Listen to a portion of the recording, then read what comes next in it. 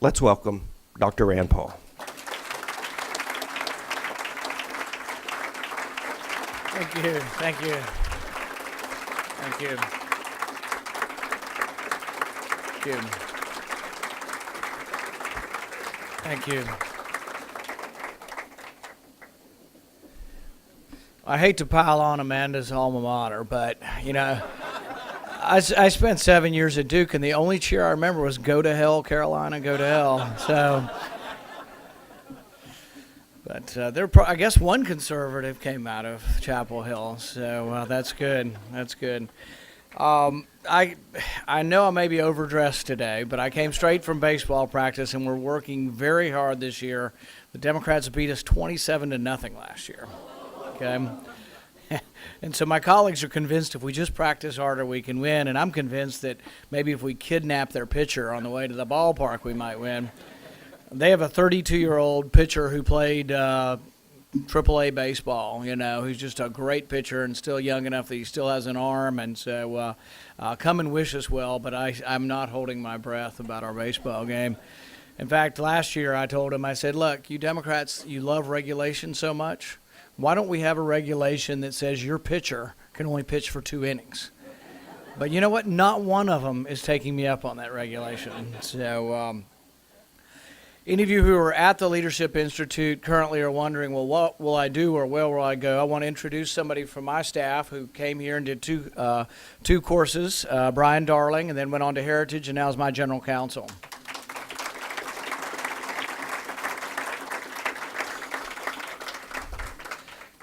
I always tell people that I think there are 2 arguments when people say, well, why are you for limited government, or why are we for minimal government? One, it's because we're for maximizing freedom. But there are really sort of 2 arguments for why you want minimal government, or why you want to minimize government. One is the liberty argument, and one is the efficiency argument. The liberty argument, I think, comes out of what Thomas Paine said. Thomas Paine said, government is a necessary evil. And boy, that's enough to scare people that, boy, this is a radical. Government is a necessary evil. But when you think about it, for every ounce of government you get, you give up an ounce of freedom.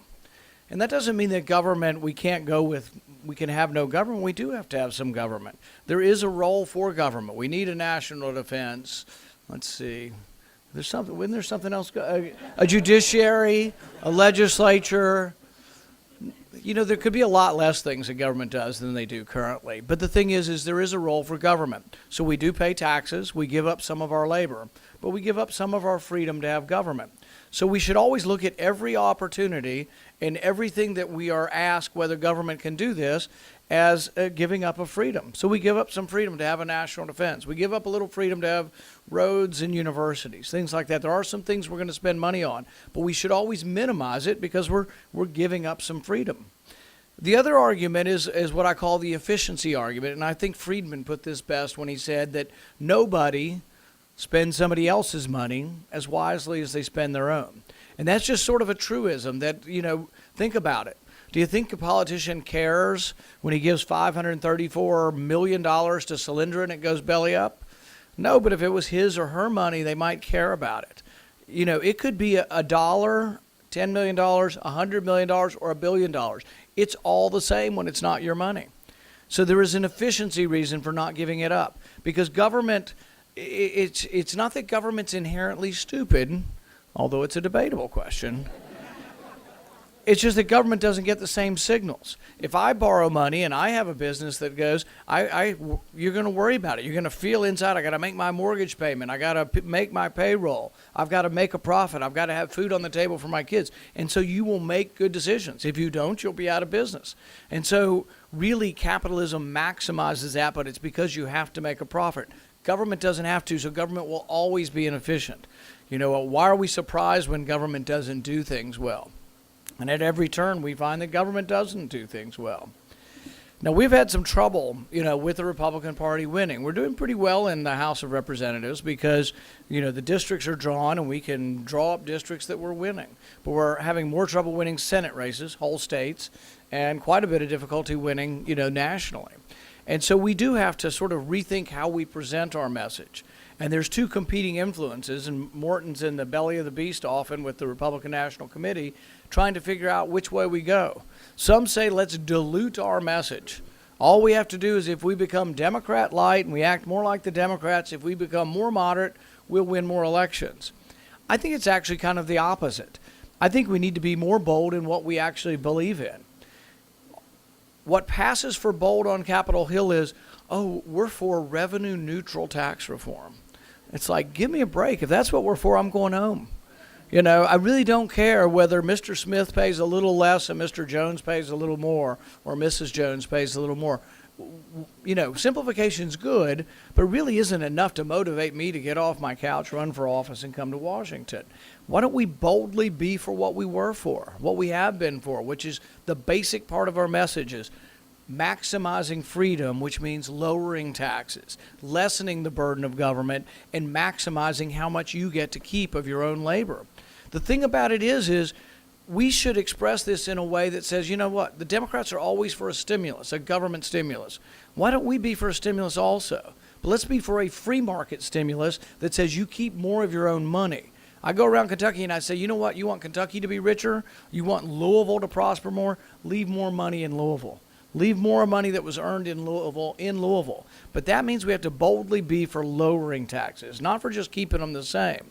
When Reagan lowered rates, lowered them dramatically, we had more money left in the economy, and the economy grew like gangbusters. 20 million jobs were created.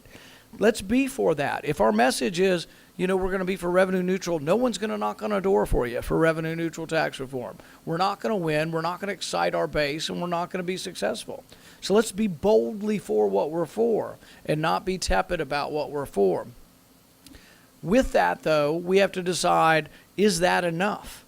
Are there enough people that are going to go for the message of lower taxes or less regulations or balanced budgets? I think there's a bulk of us that are motivated by that message and will, but there's still not enough. So we have to figure out how to get new people to listen to our message. So what I've been doing is trying not to dilute our message, but to find parts of our message that can appeal to a broader section of people. So I've been talking a lot about the right to privacy, the Fourth Amendment, that if all conservatives love the Second Amendment, that's great, so do I. But if you want to defend the Second Amendment, you got to defend the First Amendment, you got to defend the Fourth Amendment. And so I take that message, and I took that message to CPAC, and I talked primarily about how the government's gotten too big, they're looking at too many of our records, there needs to be probable cause before they look at our records, and I took that message of privacy and was received well at CPAC. I took the exact same message to Berkeley and was received well there. That's the point. There is a right and left connection that we can bring together. Young people aren't so committed to party that they're stuck in one party or the other, that they will be open. You know, President Obama won the youth vote 3-1, but I don't think he's got a permanent hold on the youth vote. I think if we bring to them that message that, you know what you do on your cell phone is none of the government's damn business.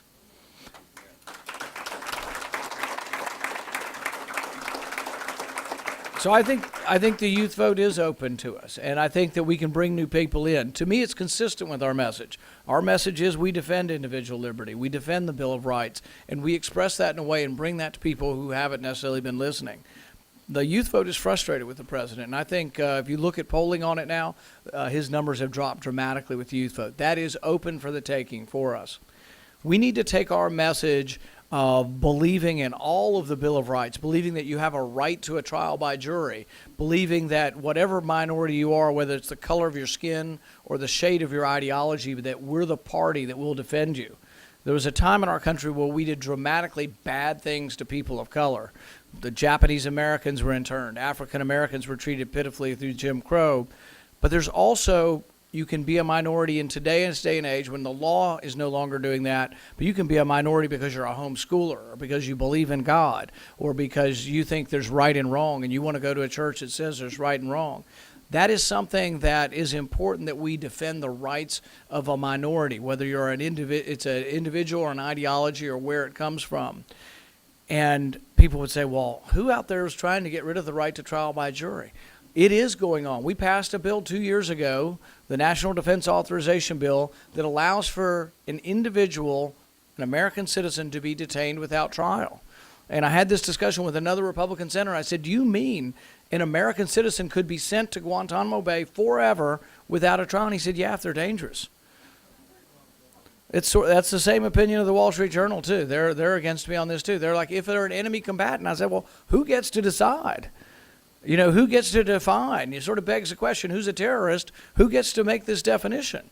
Well, the government's put out some characteristics of who you're supposed to report.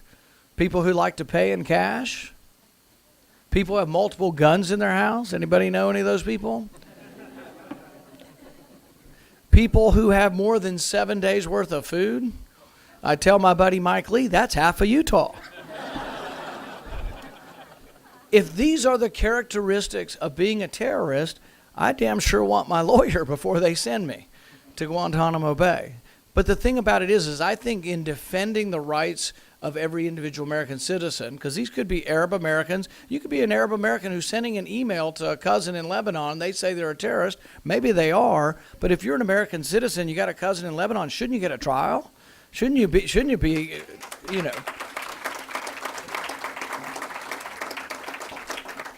And I think the way we broaden this message to be not just sort of some esoteric libertarian message is think about the times in our past when we haven't done the right thing.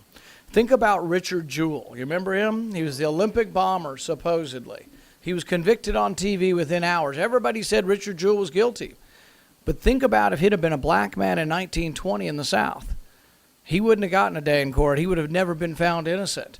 And so the times when we've been wrong is when we've been hasty about losing due process, not having a lawyer, not having your right to trial by jury. And that happens to people who are minorities.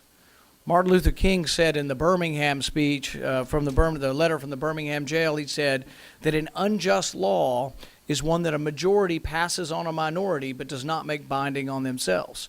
And so that can be the color of your skin. You can be a minority, but you can be a minority because of your ideology as well.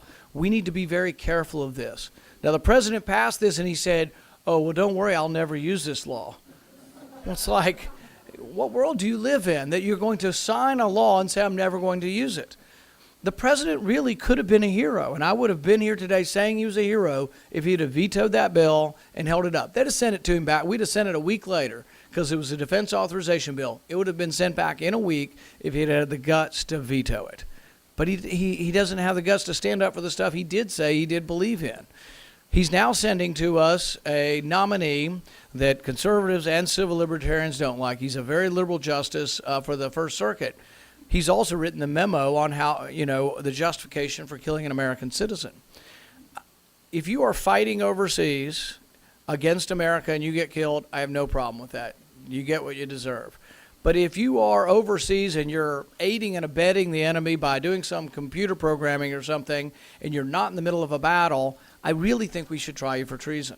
Now, some people say, how are you going to do that? They're never coming home. I would try them. If they don't come home, they would be tried. They would be appointed counsel, convicted of treason, and then really what happens to them isn't as material, but there should be some kind of process. I think it's bad that we point someone to an appellate court who thinks due process occurs when you get a bunch of lawyers together and you have a discussion in the White House. The fact that the president who taught constitutional law could think due process is a bunch of lawyers getting together and discussing something in the White House, there's a lot of things going wrong. The FISA court has no representation for those who are accused. If you're presented from a warrant, Verizon, the phone company, gets a warrant, nobody gets to dispute it. There is no lawyer on your side. You never get to go to a court where there's an adversarial process. These are things we need to be wary of.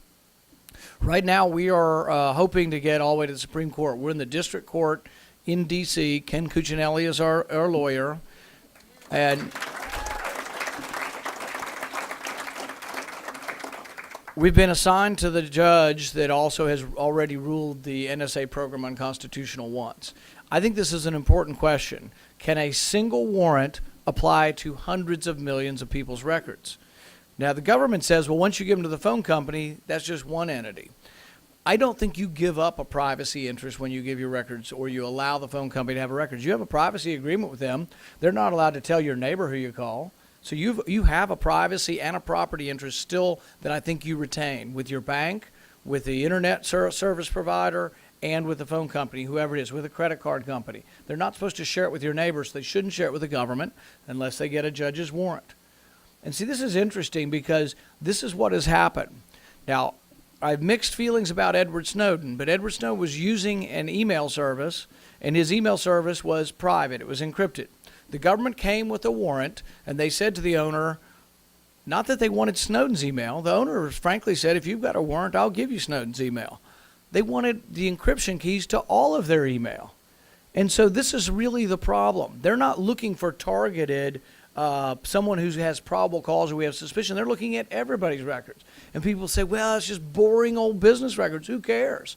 The thing about it is there's a lot of things that can be determined about your life through your business records. 2 Stanford students a couple months ago did a voluntary project, and they asked 500 people to put an app on their phone that collected just the time and length and who you called. And they looked at it like the government would look at phone records, because that's what they're doing. They can look at time and length and duration without listening to any content. They, out of the 500, look at 18 people. 15 out of the 18 they looked at, they could tell what religion you were. Most people, they could tell what diseases you had, what medications you took. All you have to do is look in the white pages and cross-reference numbers for doctors. If you're seeing a rheumatologist and you go every month, you probably have a rheumatologic disease. If you call the hotline for lupus, you may have lupus, or multiple sclerosis, or AIDS. There's a lot of things you don't really think you have to tell your neighbor every one of your medical problems. But there's a lot that can be determined from that. Think about your Visa bill. If I look at your Visa bill, I can tell whether you gamble, whether you smoke, whether you drink, and how much. I can tell what doctors you go to. I can tell what medications you take from your Visa bill. The government maintains that you really have no Fourth Amendment protection of any of your records. Usually what you'll see them say is they'll say, we're going to institute these privacy controls, this and this and this, because we're being nice to you, but the Fourth Amendment doesn't apply to your records. This is a real question. I don't know if we'll win. I mean, Scalia, who's one of the best on the court, has actually indicated he's not really in the same place as I am as far as protection of your records. But I think we have gone too far with saying you have no protection of your records and a single warrant. To me, it's one of the fundamental things that we fought the revolution over. James Otis wrote for decades about writs of assistance. And they were concerned because the British soldiers were writing their warrants with no name on them and going into any house because they were looking for revenue from the stamp tax. And it was hard to tell if you paid your stamp tax without rifling through your papers. And so we forbid that with the Fourth Amendment. We said you had to name the person and the place and the items. You had to have probable cause. We separated the police from the judiciary. You had to go to a judge who wasn't part of the police force. But after the Patriot Act, we now let the FBI write their own warrants by the tens of thousands, I think now by the hundreds of thousands. These are things we have to be concerned with. The other good thing about this is an issue that really isn't balanced budgets and taxes, which college students just don't care about. Why? They don't have any money. They've got a bunch of student loans, but they don't care, a lot of them, so much about it. So it's not that they're opposed to our conservative message, but they are more interested in some of this other message. I think if we broaden this message, there's all kinds of potential for our message to reach out to people. The thing that I would conclude with, though, if we want to broaden our message and reach out to new people is that we need to be the party of all individuals and of freedom, not the party of big business. And if we can get that message out that we aren't out there just for rich people and we aren't just concerned with the plutocrats and those who are rich. But the way to say that is that, you know what, when we start reforming government, when we start saying there's not enough money for everybody, the first people we ought to cut off is big business.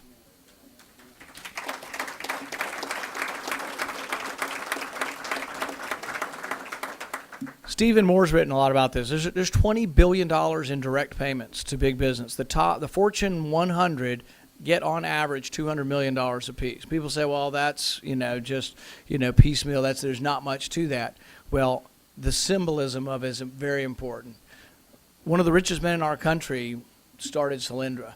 Why in the world will we be giving a loan to one of the richest men in our country? That's just absurd. Of the Department of Energy loans, there's a $20 billion worth of loans. 80% of them were given to Obama bundlers. So why don't we take back the mantle, which Reagan, I think, was able to do, that we are the party of the working class. We are the party that will protect the individual against crony capitalism and big government passing out favors to wealthy people to keep them wealthy. I think if we bring that message to the youth, to minorities that haven't been listening, that we're the defender of the Bill of Rights and of civil rights, and we say, you know what, we are the party of the working man as well. We broaden our message enough that we become the dominant party again. We do it with a smile, we do it with optimism, and I think when that happens again, we'll become the dominant party. Thank you very much.